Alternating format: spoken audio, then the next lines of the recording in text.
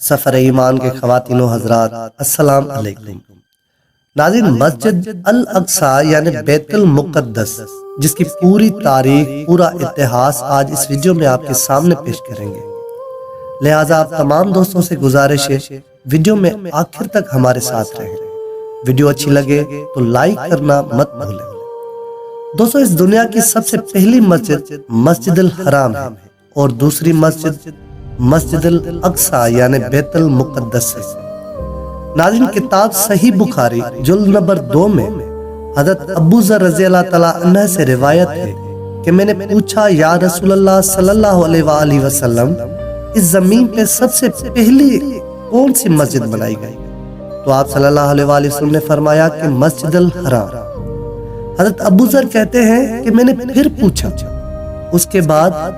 تو آپ صلی اللہ علیہ وآلہ وسلم نے فرمایا مسجد الاقصیٰ۔ میں نے پھر پوچھا کہ ان دونوں مسجدوں میں کتنے سالوں کا گیپ ہے، یعنی کتنے سالوں کا فاصلہ ہے؟ تو آپ صلی اللہ علیہ وآلہ وسلم نے فرمایا 40 سال کا۔ دوستو، اس سے معلوم ہوا کہ مسجد الحرام کے بننے کے ٹھیک 40 سال بعد مسجد الاقصیٰ یعنی بیت المقدس کو بنایا گیا۔ لیکن بیت المقدس کو سب سے پہلے کس نے بنایا، یہ جاننا آسان نہیں ہے، کیونکہ اس بارے میں بہت ساری الگ الگ روایات ملتی ہیں۔ کسی روایات کے حساب سے سب سے پہلے فرشتوں نے بنایا، اور کسی اور روایات کے حساب سے سب سے پہلے آدم علیہ السلام نے بنایا، کسی کے حساب سے نوح علیہ السلام نے بنایا، تو کسی کے حساب سے یعقوب علیہ السلام نے بنایا، تو کسی کے حساب سے حضرت ابراہیم علیہ السلام نے بنایا۔ اسی طرح کی بہت ساری روایات ملتی ہیں، مگر سب سے پہلے بنانے والی صحیح روایات کون سی ہے، یہ صرف اللہ اور اس کے رسول ہی جان سکتے ہیں۔ ناظرین، بیت المقدس یعنی مسجد الاقصیٰ، جس کو دنیا کے سب سے پرانے شہروں میں سے ایک شہر مانا جاتا ہے، جو کہ یروشلم میں موجود ہے۔ اگر دنیا کے اتہاس میں یہ دعویٰ کیا جائے کہ لوگوں کی سب سے زیادہ جانیں اسی شہر کے لیے لی گئی ہے، تو یہ کہنا غلط نہ ہوگا، کیونکہ تاریخ میں جتنی زیادہ جنگیں اس شہر کو پانے کے لیے لڑی گئی ہیں، اتنی زیادہ جنگیں شاید ہی کسی اور شہر کے لیے لڑی گئی ہوں۔ اس شہر کو دنیا کے تینوں ہی ابراہیمی دھرموں کے لوگ جیسے کہ یہودی، عیسائی اور مسلمان بھی حد سے زیادہ مقدس مانتے ہیں۔ ناظرین، یہودی دھرم کے حساب سے ہماری دنیا کی شروعات اسی شہر سے ہوئی تھی، یہاں تک کہ حضرت اسماعیل علیہ السلام کو ان کے والد حضرت ابراہیم علیہ السلام نے قربان کرنے کی تیاری بھی اسی شہر سے شروع کی تھی۔ اور اس شہر میں وہ دیوار بھی موجود ہے جس کو یہودی سب سے زیادہ پوتر مانتے ہیں۔ یہ وہ دیوار ہے جس کو ویسٹرن وال یا دیوار گریا کے نام سے بھی مشہور ہے۔ یہ دیوار اسی ہیکل سلیمانی کا بچا ہوا حصہ ہے جس کو حضرت سلیمان علیہ السلام نے ہزاروں سال پہلے جناتوں سے بنوایا تھا، جس کی پوری تفصیل ہم آپ کو آگے ویڈیو پہ بتائیں گے۔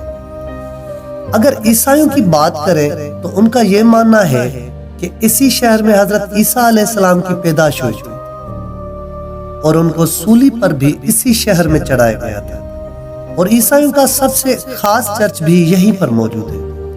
اور اگر مسلمانوں کی بات کی جائے تو الاقصیٰ نام کی وہ مسجد جس کو اسلام میں تیسری سب سے پوتر جگہ مانا جاتا ہے، یعنی مکہ مدینہ کے بعد مسلمان اگر سب سے زیادہ اہمیت کسی جگہ کو دیتے ہیں تو وہ یہی جگہ ہے۔ اس کے علاوہ مسلمانوں کے لیے یہ شہر سب سے پہلا قبلہ بھی ہے، کیونکہ کعبہ سے پہلے مسلمان اسی شہر کی طرف منہ کر کے نماز پڑھا کرتے تھے۔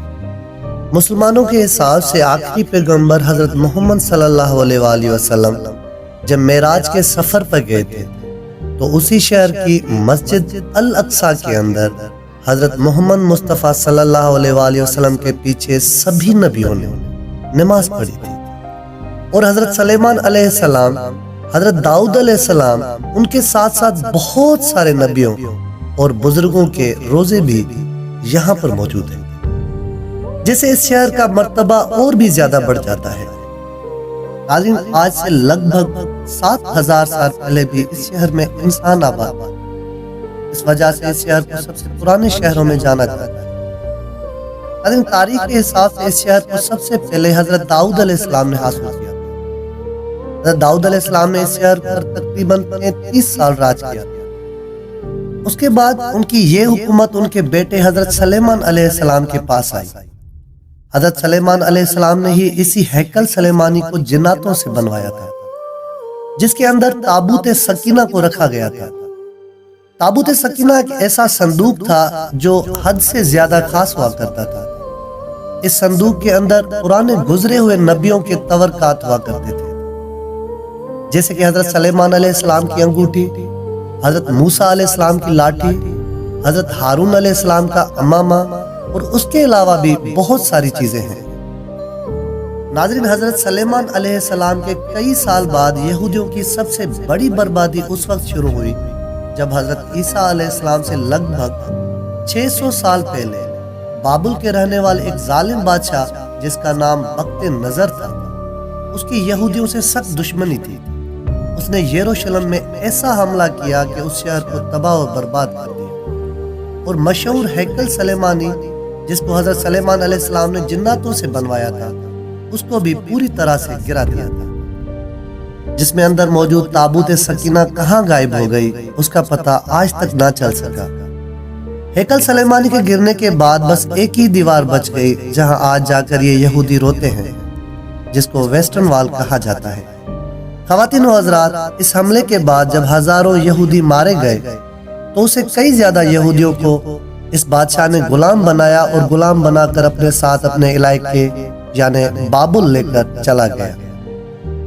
اور اس کے کچھ سالوں کے بعد ہی ایک یونانی رحم دل بادشاہ نے اس شہر بابل پر حملہ کر دیا۔ اس حملے کے بعد یونانی رحم دل بادشاہ نے بھی غلاموں کو آزاد کروایا اور ان کو اپنے وطن جانے کی بھی اجازت دے دی۔ خواتین و حضرات، کافی وقت کے بعد سن 70 عیسوی کے زمانے میں دنیا کی سب سے طاقتور سلطنت یعنی رومن سلطنت نے یروشلم شہر پر حملہ کر دیا۔ رومن شہنشاہ ٹائٹس جب شہر میں داخل ہوا تو اس کی فوج نے اس کے پورے شہر کو آگ لگا دی۔ پھر جب 135 عیسوی میں یہودیوں نے رومی سلطنت کے خلاف بغاوت کرنے کی کوشش کی تو رومی فوج نے بغاوت کے جرم میں اس پورے شہر کو ویران کر دیا۔ پھر آخرکار 638 عیسوی میں مسلمانوں کے دوسرے خلیفہ حضرت عمر رضی اللہ تعالیٰ عنہ نے اس شہر کو رومن سلطنت سے جیت لیا تھا۔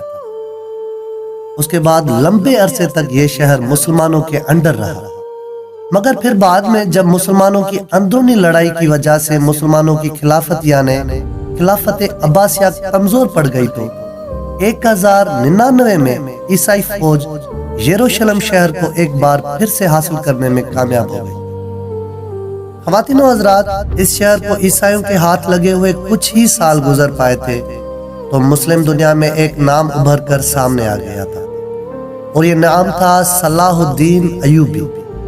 وہی صلاح الدین ایوبی جس نے بچپن سے ہی اس بات کا قسم کھا کر رکھی تھی کہ وہ ہر حال میں عیسائیوں سے اس شہر کو دوبارہ حاصل کر کے ہی رہے گا، اور آخرکار 1187 میں اس شہر کو صلاح الدین ایوبی نے فتح کر لیا تھا۔ اس کے بعد بھی عیسائیوں اور مسلمانوں کے بیچ کئی جنگیں لڑی گئیں۔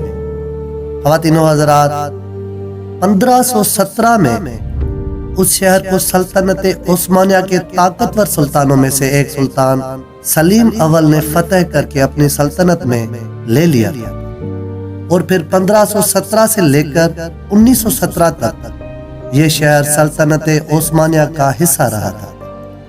اس کے بعد 1917 میں برٹش امپائر نے سلطنت عثمانیہ کو اس حصے پر یعنی فلسطین پر قبضہ کر لیا۔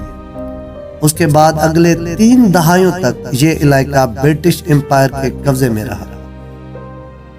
ناظرین، اور یہی وہ پورا دور تھا جس میں دنیا بھر کے یہودیوں کو الگ الگ علاقوں سے بلا کر فلسطین میں جمع کرنا شروع کر دیا تھا۔ سب سے پہلے 1947 عیسوی میں یونائٹڈ نیشن کی طرف سے اس بٹوارے کی منظوری دے دی گئی، جس کے حساب سے آدھا فلسطین یہودیوں کو دیا جانا تھا، اور اس کے بعد 1948 عیسوی میں اسرائیل دیش کا اعلان بھی کروا دیا گیا، جس کے حساب سے آدھا فلسطین یہودیوں کو دیا جانا تھا جبکہ آدھا فلسطینوں کو۔ اس اعلان کے ساتھ ساتھ نہ صرف فلسطین کے 2 ٹکڑے کر دیے گئے بلکہ ساتھ ساتھ یروشلم شہر کو بھی 2 ٹکڑوں میں بانٹ دیا گیا۔ ناظرین، یہ تھی آج کی ہماری ویڈیو۔ امید کرتا ہوں آپ سب دوستوں کو یہ ویڈیو پسند آئی ہوگی۔ ہمیں دیں اجازت، اگلی ویڈیو تک اللہ نگہبان۔